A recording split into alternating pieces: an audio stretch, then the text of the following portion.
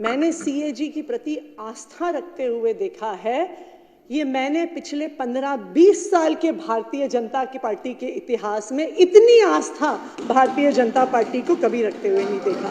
मुझे खुशी है इस बात की कि सीएजी की रिपोर्ट पे आज चर्चा करने की कोशिश हो रही है, क्योंकि जब देखिए मुझे बहुत खुशी है सीएजी रिपोर्ट पे चर्चा हो रही है। आखिर कहीं तो हो सीएजी रिपोर्ट पे चर्चा, क्योंकि जब उत्तराखंड में ये रिपोर्ट आती है कि फॉरेस्ट डिपार्टमेंट के पैसे से आईफोन खरीद लिए, तब उत्तराखंड में भाजपा की सरकार कहती है कि नहीं हम चर्चा नहीं करेंगे। जब द्वारका एक्सप्रेसवे की रिपोर्ट आती है, द्वारका एक्सप्रेसवे दिल्ली में है, जब उसकी रिपोर्ट आती है और कहती है कि जी 19 करोड़ रुपए प्रति किलोमीटर का जो अप्रूवल था वो 250 करोड़ रुपए में बनी, तब बीजेपी कहती है कि नहीं हम सीएजी रिपोर्ट पे चर्चा नहीं करेंगे। तो मुझे खुशी है इस बात की कि आखिरकार चाहे आम आदमी पार्टी के बहाने ही सही, कम से कम भारतीय जनता पार्टी की सीएजी के प्रति आस्था तो बनी, तो उसके लिए मैं सीएजी का धन्यवाद करना चाहूंगी। 3 लोग हैं जो बहुत खुश हैं आज भारतीय जनता पार्टी की आस्था देख के। मैं आपको उनके नाम बताना चाहूंगी अगर आपने उनके नाम नहीं सुने हैं। अपूर्व सिन्हा जी सीएजी के एक ऑडिटर हैं। दत्ता प्रसाद सूर्यकांत शिरसे जी सीएजी, ये सीएजी के ऑडिटर हैं। तो ये सीएजी के जो ऑडिटर हैं ये क्यों खुश हैं? क्योंकि अपूर्व सिन्हा जी और दत्ता प्रसाद सूर्यकांत शिरसे जी ये सीएजी के वो ऑडिटर हैं जिन्होंने द्वारका एक्सप्रेसवे की रिपोर्ट लिखी। जैसे ही पार्लियामेंट में टेबल हुई उनका ट्रांसफर कर दिया गया कि नहीं, भाजपा का भ्रष्टाचार नहीं उजागर कर सकते। तीसरे व्यक्ति अशोक सिन्हा जी, वो भी अशोक सिन्हा जी की रिपोर्ट वो भी बहुत खुश हैं। देखिए मैं आऊंगी, रिपोर्ट में बात करिए ना आप। सिरसा जी ने बहुत लंबी बात करी, आप इधर उधर की बात कर रहे हैं। नहीं मैं सीएजी के बारे में बात कर रही हूँ अध्यक्ष महोदय। अब देखिए मैंने सिरसा जी जब बोल रहे थे आपको खास ही कहा था कि ये बहुत सारी इधर उधर की बातें कर रहे हैं, अब हमें भी अधिकार मिलना चाहिए। नहीं इधर उधर की बात के अशोक सिन्हा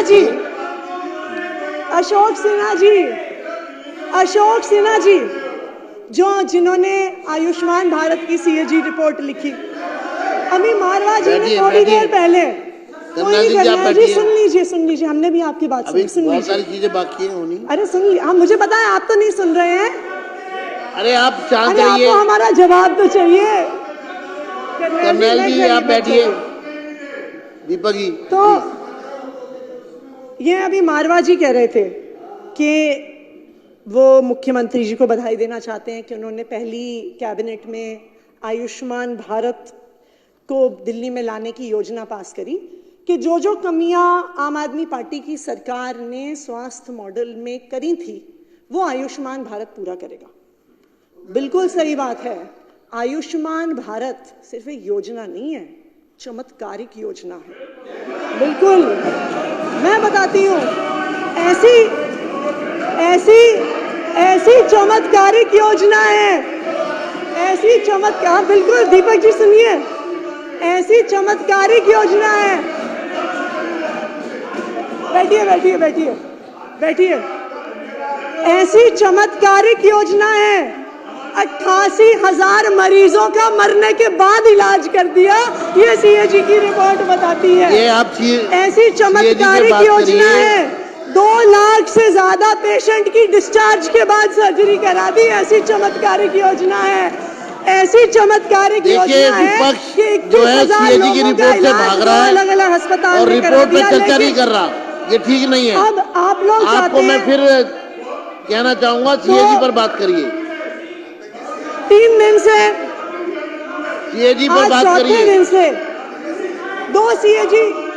2 अध्यक्ष महोदय 2 सीएजी रिपोर्ट पे चर्चा हुई है। 2 सीएजी रिपोर्ट पे चर्चा हुई है। मैंने जब और जो अध्यक्ष महोदय पढ़ लीजिए, दीपक जी सीएजी की रिपोर्ट पढ़ लीजिए। अभी बहुत आस्था दी जो तथ्य आतिशी जी ने रखे हैं वो तथ्य अभी आप हमसे कह रहे थे गुमराह, सदन को गुमराह करने वाले हैं। ये सारे तथ्य भाजपा वाले को आपने यहाँ रखा है, इनका कोई ऑथेंटिक वो नहीं है। वाले कह रहे रहे और थे। ये राजनीति अध्यक्ष से महोदय, प्रेरित आपके वक्तव्य का अध्यक्ष हिस्सा है। महोदय, अध्यक्ष जी, पंजाब में से पैसा लेते मेरा हैं, ये अनुरोध है, पंजाब में पैसा जो लेते हैं, तथ्य है, गुमराह करने पंजाब वाले में जाके हैं, पैसा लेते हैं वो इस नाम सदन से। की कार्रवाई से हटाया जाए। अध्यक्ष जी, पंजाब में पैसा लेते हैं इस नाम से, अध्यक्ष महोदय, ये आयुष्मान भारत का पैसा दो पंजाब में CAG लेते रिपोर्ट पे हैं, चर्चा वहां जाके हुई। उन्हें हॉस्पिटलों में देख के आते हैं बैठिए। और यहाँ के कहते हैं बुरा। सिरसा जी बैठ जाइए। बैठिए बैठिए बैठिए बैठिए बैठिए, आप बैठिए, आप बैठिए। सिरसा जी, सिरसा, 2 CAG रिपोर्ट अभी टेबल हुई। CAG से एक संबंधित CAG बात रिपोर्ट करिए। के समय तो हम बाहर थे और अध्यक्ष महोदय, इनको शांत करा दीजिए। अध्यक्ष महोदय, 2 CAG की रिपोर्ट इस हाउस में प्रस्तुत हुई। 2 CAG की रिपोर्ट इस हाउस में प्रस्तुत हुई। जब पहले दिन, अरे करनैल जी, दुनिया में बहुत CAG की रिपोर्ट्स है। एक कपिल, पर्ची पकड़ा बैठिए। दीजिए इनको, एक पर्ची पकड़ा दीजिए इनको इस मुद्दे पर। अध्यक्ष जी। महोदय, 2 CAG की रिपोर्ट्स इस हाउस में प्रस्तुत हुई। अरे बैठ जाइए, बैठ जाइए।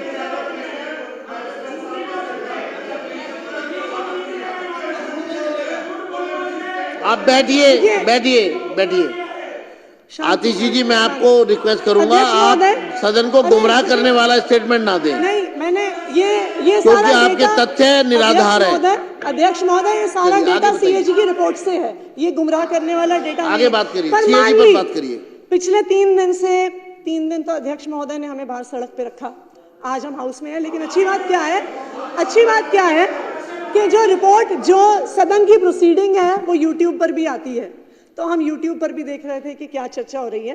तो मैंने गिनती करी थी, हो सकता है वो गिनती गलत हो सकती है, लेकिन CAG की पहली रिपोर्ट जो प्रस्तुत हुई, LG साहब का अभिभाषण, और आज तो CAG की दूसरी रिपोर्ट प्रस्तुत हुई है।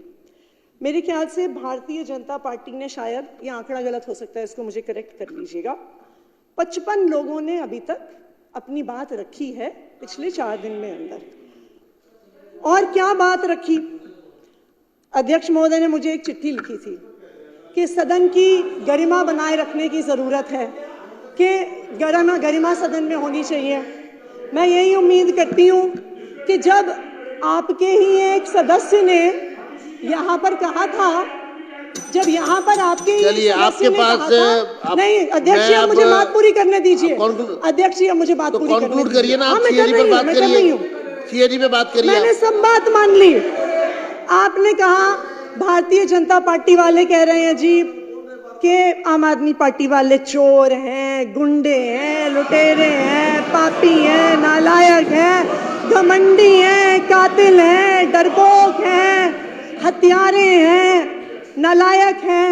और मुझे लगता है कि इतनी CAG पर- गरिमापूर्ण बात जो CAG आज पर है नहीं नहीं बोलना चाह रहे आपके विधायक जी, वो क्या नाम है उनका, CAG पर नहीं बोल रहे, आप मुद्दे पर मेहरौली नहीं वाले बात कर रहे। विधायक जी ने कहा, और मुझे उम्मीद है मुद्दों पर बात करिए ना। आपको सदन की आपके गरिमा पास का CAG तब पर भी बोलने के ध्यान लिए है। रहा होगा जब मेहरौली के विधायक ने कहा कि आतिशी सूर्य चलिए, नखा है। धन्यवाद। हमने सब बात मान ली।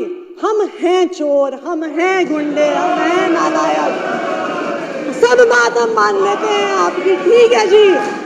लेकिन दिल्ली के लोगों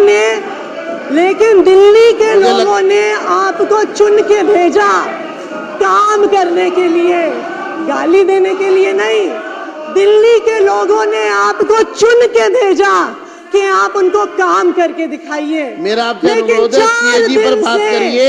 इस सदन CAG में पर बोलने के लिए आपके पास कुछ नहीं है। आम आदमी पार्टी को अब मैं गाली दो, आमंत्रित करूंगा अरविंद दिल्ली के केजरीवाल को मुख्यमंत्री गाली दो, आतिशी को सुश्री गाली दो। रेखा मेरा गुप्ता जी को, रेखा गुप्ता जी वो से ये इसको अनुरोध conclude है, करें, इस रेखा चर्चा को। गुप्ता जी से मेरा धन्यवाद। एक अनुरोध है। रेखा जी, दिल्ली के रेखा लोगों गुप्ता ने जी, आपको काम करने के लिए चुन के भेजा है। शुरू करिए। दिल्ली के धन्यवाद। लोगों ने बहुत भरोसा, धन्यवाद मैडम, बैठ जाइए प्लीज। देखो,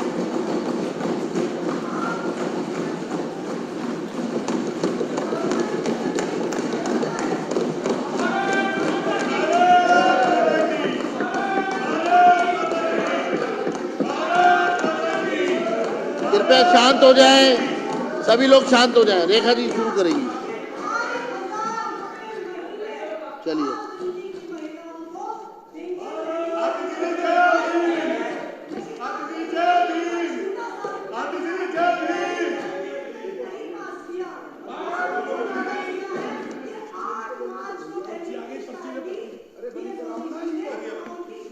आप अपनी सीट पे बैठिए, संजीव जी आप अपनी भाई सीट पे जाइए। जितनी मर्जी स्लिप वहां से भी भेज सकते हो आप।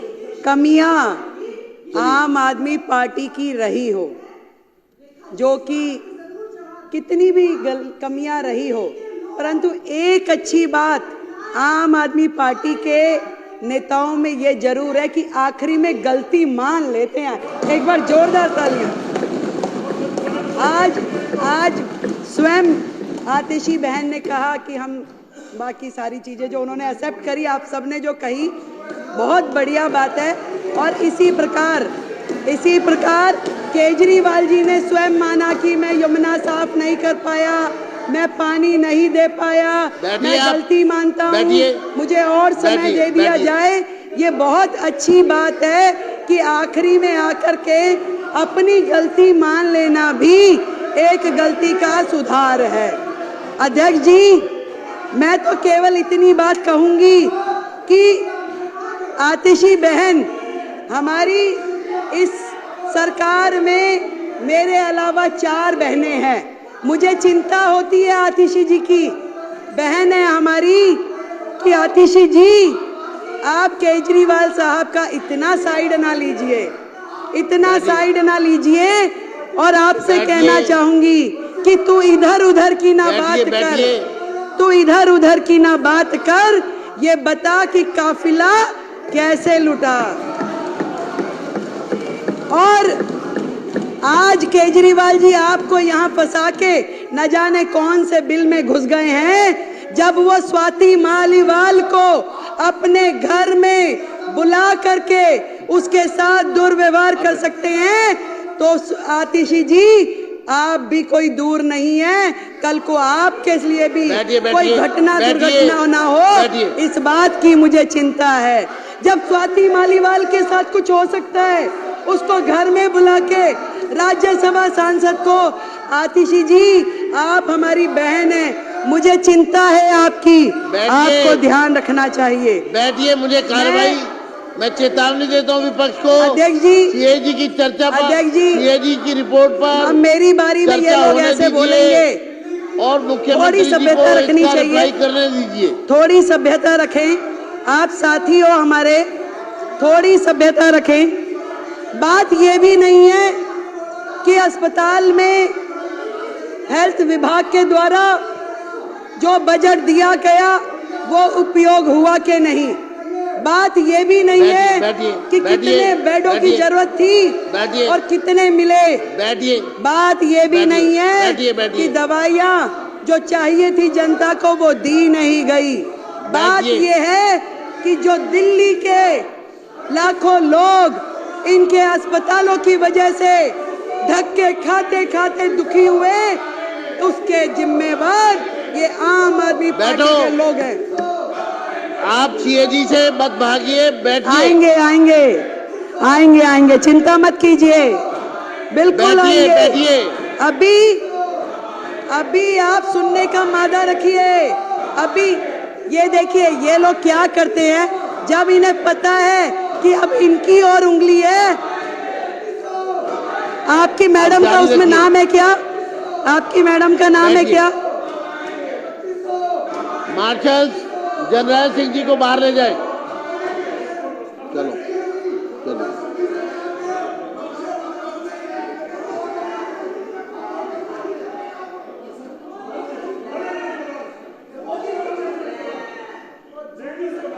धन्यवाद, धन्यवाद अध्यक्ष जी, धन्यवाद, धन्यवाद। इस तरीके से हाउस का समय बर्बाद करना असल में तो इनकी नीयत ही नहीं है। इन्हें मालूम है कि ये जो रिपोर्ट, अभी तो केवल मात्र 2 रिपोर्ट सदन पटल पे लाई गई हैं, तो इनके होश उड़ गए हैं। पूरे के पूरे अखबार, पूरा मीडिया, पूरे चैनल्स रोजाना सुबह से शाम तक इनके काले चिट्ठे खोलते हैं और ये सोच रहे हैं कि बाकी की 12 आ जाएगी तो इनका क्या हाल होगा, क्योंकि ये पूरी तरीके से सर तक भ्रष्टाचार में डूबे हुए हैं। केवल ध्यान डाइवर्ट करने के लिए अलग अलग प्रकार के मुद्दे लेकर के आते हैं। मैं आपको अध्यक्ष जी बताना चाह रही थी कि सिर्फ ये विषय नहीं है कि जो अस्पताल में बजट कम यूज हुआ, कोविड के समय बजट कम यूज हुआ, कम बिस्तरों का उपलब्ध कराए गए। बात यह है कि उस समय के दौरान जो लाखों लोगों ने तकलीफें सही, जो मरीजों के दिल पे गुजरी, जो पूरी तरीके से अस्त व्यवस्था देख करके डॉक्टरों के मन पे गुजर रही होगी, वहां के स्टाफ पे गुजर रही होगी, जो परिवार जानों के साथ घटनाएं घट रही होंगी, आज उसको सोचिए तो दिल दहल जाता है। शर्म आनी चाहिए उनके माननीय विधायक को कि जब अशोक गोयल जी कोविड की चर्चा कर रहे थे, परिवारजनों के मरने की बात कह रहे थे, शमशान घाट पे जगह नहीं मिल रही, ये बातें कह रहे थे, तो वो विधायक मुंह खोल के जो हंस रहे थे, शर्म आनी चाहिए। मैं आज इस सदन के माध्यम से ये पूरा का पूरा दिल्ली सरकार का स्वास्थ्य विभाग और दिल्ली सरकार के अस्पताल स्वयं बीमार हैं, खुद ही बीमार हैं, इसको इलाज की जरूरत है। पहले एक एक उनका डिपार्टमेंट, एक एक चीज, डॉक्टर बेबस है, पूरी व्यवस्था बेबस है। आपदा के पिछले ये 10 साल स्वास्थ्य के नाम पे केवल भ्रष्टाचार हुआ है अध्यक्ष जी, केवल भ्रष्टाचार। केवल वो मुद्दे नहीं हैं जो इस सीएजी की रिपोर्ट में है। बात यही खत्म हो जाती तो और बात थी, बात तो अभी शुरू हुई है, अभी तो इनके काले कारनामे खुलने शुरू हुए हैं। आज जब मैं अधिकारियों के साथ बैठी और मैंने उनसे पूछा कि बताइए भाई क्या है, तो मुझे ये समझ में आई कि मरीजों को नकली दवाइयां और नकली मरीजों को असली पेमेंट की गई उनके नाम पे, उनके नाम पे असली पेमेंट की गई। और मोहल्ला क्लिनिक की तो जो हालत है, मोहल्ला क्लिनिक की तो ये हालत थी जहां मरीज भी नकली, जहां पे टेस्ट भी नकली, जहां दवाइयां भी नकली, परंतु एक चीज असली रही, पेमेंट असली, पेमेंट असली हुई है, बाकी सब कुछ नकली। कितने मरीज आते हैं, अस्पताल बंद में भी पेमेंट हो जाती है, करोड़ों रुपए की मोहल्ला क्लिनिक के नाम पे पेमेंट हुई, परंतु उसकी कहीं से कहीं तक कोई भी अकाउंटेबिलिटी नहीं है। सफाई के नाम पे घोटाला, दवाई के नाम पे घोटाला, टेस्ट के नाम पे घोटाला, इलाज के नाम पे घोटाला, बेड के नाम पे घोटाला, भर्ती के नाम पे घोटाला। घोटालों की सरकार केजरीवाल। ना डॉक्टर, ना नर्स, ना पैरामेडिकल हमारा स्टाफ, कितनी कमियां हैं वो मेरे बाकी के साथियों ने बताई। फिर भी मैं आपको ये बताना चाहूंगी कि जो नर्सिंग स्टाफ है, जो सेंशन है, वो 7,977 में से केवल 5,791 हैं। 2,186 नर्सिंग स्टाफ की सीट्स आज भी वेकेंट है। आप मानिए कि अस्पताल में यदि 2,000 नर्सों की कमी है तो उन अस्पतालों की क्या स्थिति चल रही होगी। आज भी ड्यूटी मेडिकल ऑफिसर 234 सीटें खाली आज भी है। वो कैसे चल रही है, कहां पे उनकी ओपीडी हो रही है। जितना भी स्टाफ है, एक एक विभाग, यहां तक कि पैरामेडिकल जो पोस्ट है उसमें भी 2796 पोस्ट आज भी खाली पड़ी हैं। किस तरीके से ये अस्पताल चलाए जा रहे हैं अध्यक्ष जी, मैं ये जानना चाहती हूँ। घोटालों की सरकार ने 10-10 हजार रुपए में जो कॉन्सेंट्रेटर मशीन थी उसको लाखों रुपए में खरीदा। 10 रुपए का वो N95 वाला मास्क जो था वो 150 रुपए में खरीदा। और शर्म की बात ये है, खरीदा तो खरीदा, उपयोग हो जाता तो दर्द नहीं होता। दर्द इस बात है, आज भी हमारे अस्पतालों में पूरे के पूरे गोदाम, कमरे भरे पड़े हैं उन सामानों से जो जनता की गाड़ी खून पसीने की कमाई से किया गया है। आज भी पीपी किट, मास्क, कॉन्सेंट्रेटर मशीनें, सिलेंडर अस्पतालों में भरे पड़े हैं जिनका कोई उपयोग नहीं हो रहा। ना तो वो जनता के काम आ पाए, ना मरीजों के काम आ पाए। खरीद कर ली गई, लाखों रुपए का, करोड़ों रुपए का घोटाला हो गया, आज भी वो अस्पतालों के गोदामों में पड़े हुए हैं। कितने शर्म की बात है।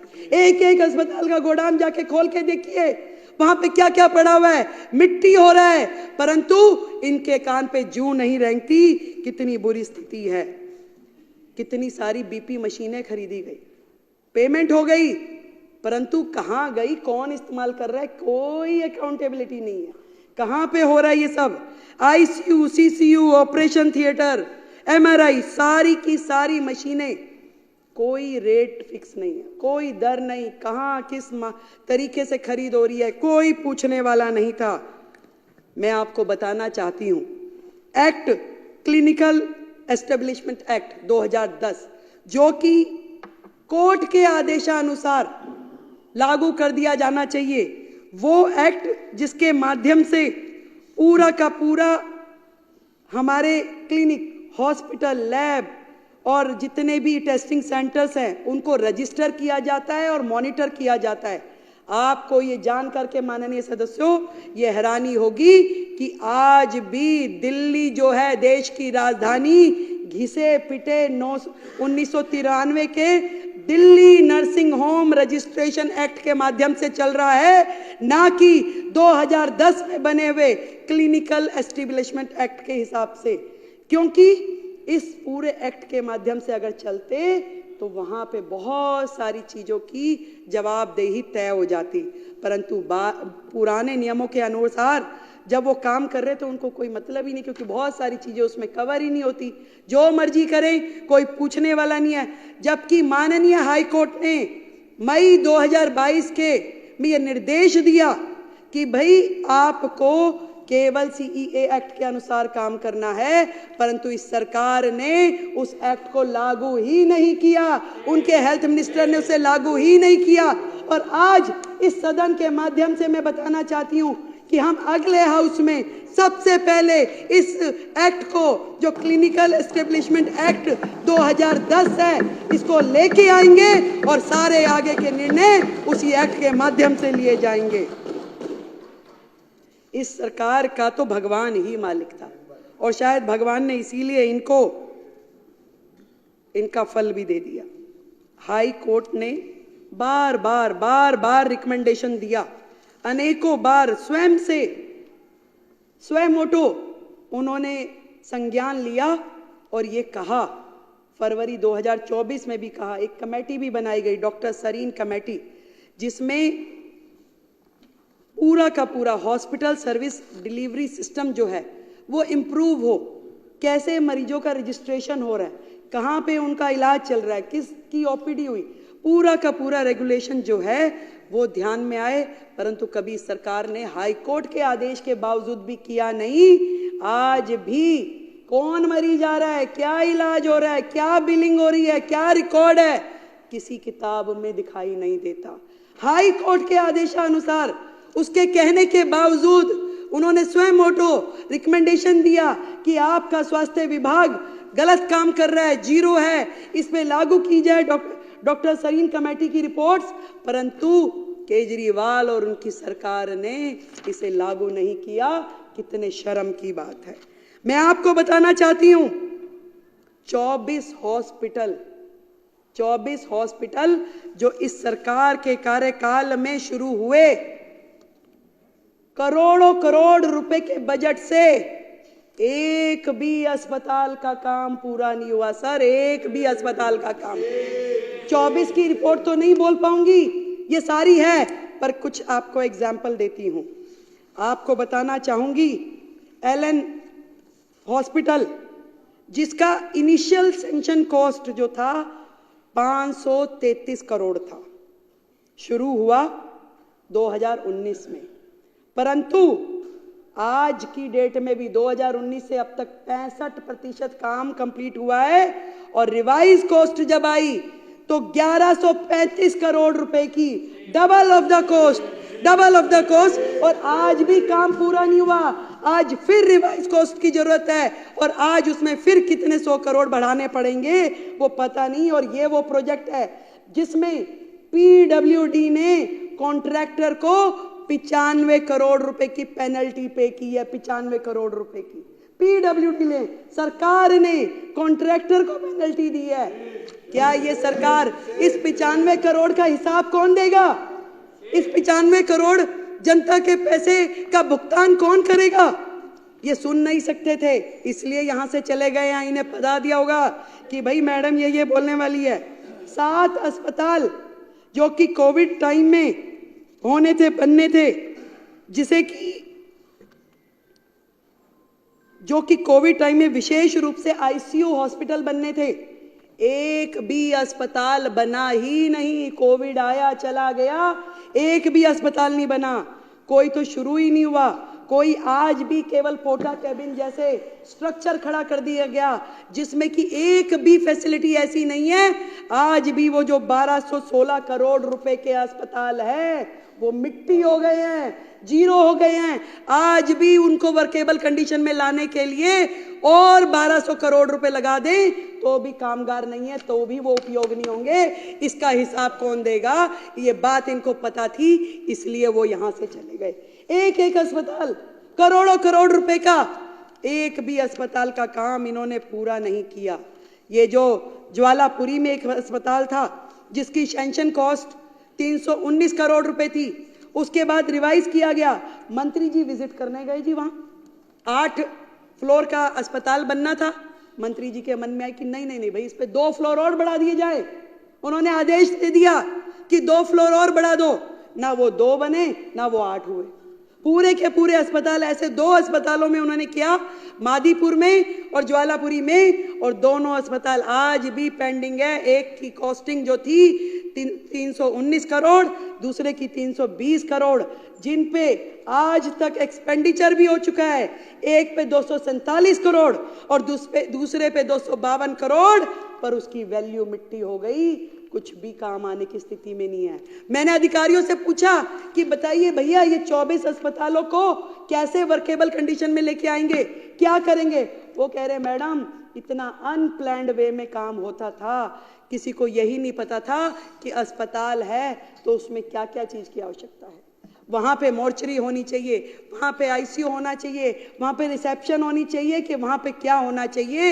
एक एक प्रोजेक्ट में इतनी खामियां है कि इसके लिए अलग से एक कमेटी बनानी पड़ेगी, और उस समय के तत्कालिक अधिकारी भी जो हैं उनको भी कटघरे में खड़ा किया जाएगा कि ऐसे अनवर्केबल जो प्रोजेक्ट है उनको सैंक्शन कैसे किया गया, कैसे उसमें करोड़ों रुपए की लागत लग गई।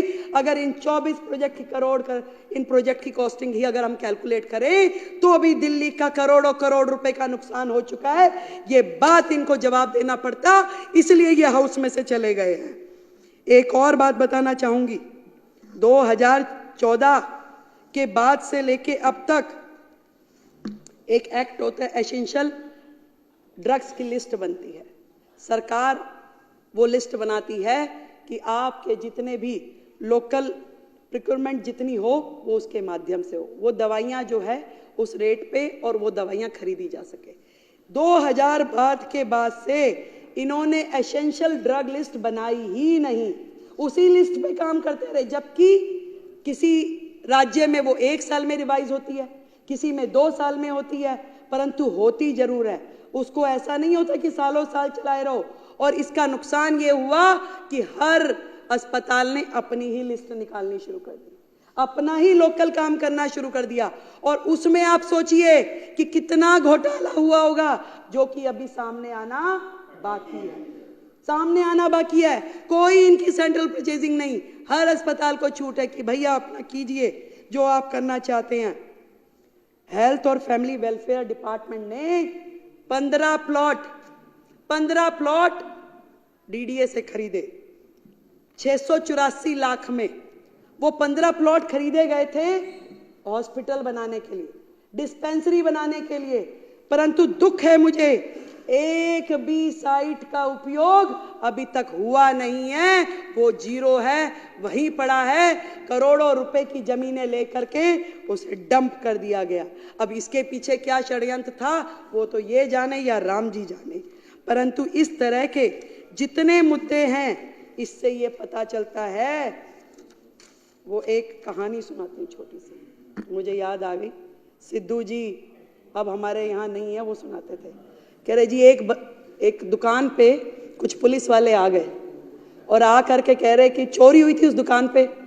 तो पुलिस वालों ने पूछा कि भी बता चोरी हुई है, क्या क्या चोरी हुआ, कितना नुकसान हो गया। और वो पुलिस वाले बात करते जाएं और वहां पड़े हुए बादाम और काजू खाते जाएं, हाथ में मुट्ठी भरी खाते खाते बात करते रहे कि बताओ भाई और क्या क्या हुआ, कितना नुकसान हुआ। कह रहे सर नुकसान तो अभी चल ही रहा है, पूरा हुआ कहाँ है। तो नुकसान तो अभी चल ही रहा है, अभी पता नहीं चला कि कितना नुकसान और है जिसकी परतें अभी खुलनी बाकी है। ये बात करते हैं कि महिलाओं को 2,500 रुपए कब देंगे। करोड़ों करोड़ रुपए के कर्जे में डूबी हुई इस दिल्ली सरकार की हालत इन्होंने जिस प्रकार से छोड़ी है, ये हमसे इनकी औकात नहीं है। हमसे पूछे कि ये 2,500 रुपए हम कब देंगे। हमारा वायदा है हम जरूर देंगे, पर इनकी हैसियत नहीं है कि वो हमसे पूछें कि हम ये 2,500 रुपए कब देंगे। मैं आपको ये कहना चाहती हूँ, चोर चोरी से जाए ऐसा हो नहीं सकता। ये चोरी की जो आदत है इनकी लगातार जिस तरीके से चल रही है, बच्चों के स्कूल के क्लासरूम में चोरी, सड़कें बनाने में चोरी, इलाज में चोरी, ठेकों में चोरी, शराब तक में चोरी, जितने भी काम हैं प्रदूषण में, यमुना सफाई में, सब में चोरी। चोरी यहीं रुक जाती तो शायद पता चलता, पर उससे बड़ी चोरी एक और बताती हूँ। यहां तक कि दिल्ली सरकार के सोशल मीडिया हैंडल्स की भी चोरी। दिल्ली सरकार के social media handle, CMO Delhi के ये अकाउंट माननीय केजरीवाल जी ने तुरंत जैसे ही सरकार बदली, केजरीवाल एट वर्क करके अपने हैंडल में तब्दील कर लिया। क्या ये उनकी प्रॉपर्टी है? ये दिल्ली सरकार की प्रॉपर्टी है।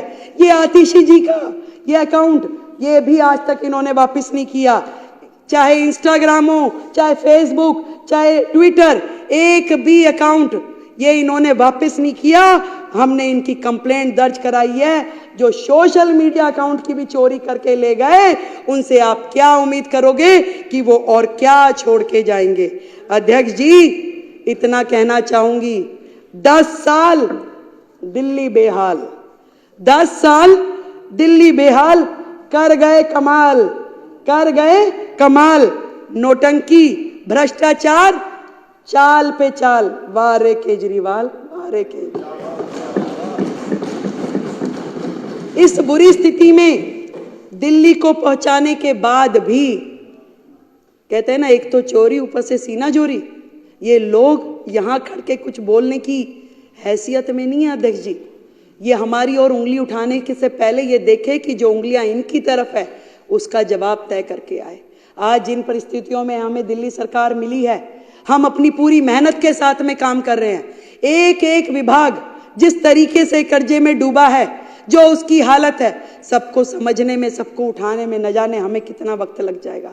परंतु हमारी नीति और हमारी नीयत स्पष्ट है, साफ है, ईमानदारी से काम करना चाहते हैं। और हमारी ये पूरी टीम, मैं और मेरे पूरे मंत्री, सभी विधायक, दिल्ली को इस भयंकर स्थिति से बाहर लेके जाएंगे और वो सारे काम करेंगे जो दिल्ली के हित में है। आज इस सदन के माध्यम से मैं बताना चाहती हूँ। अभी केवल 2 रिपोर्ट आई हैं अध्यक्ष जी, अभी बाकी आनी बाकी है।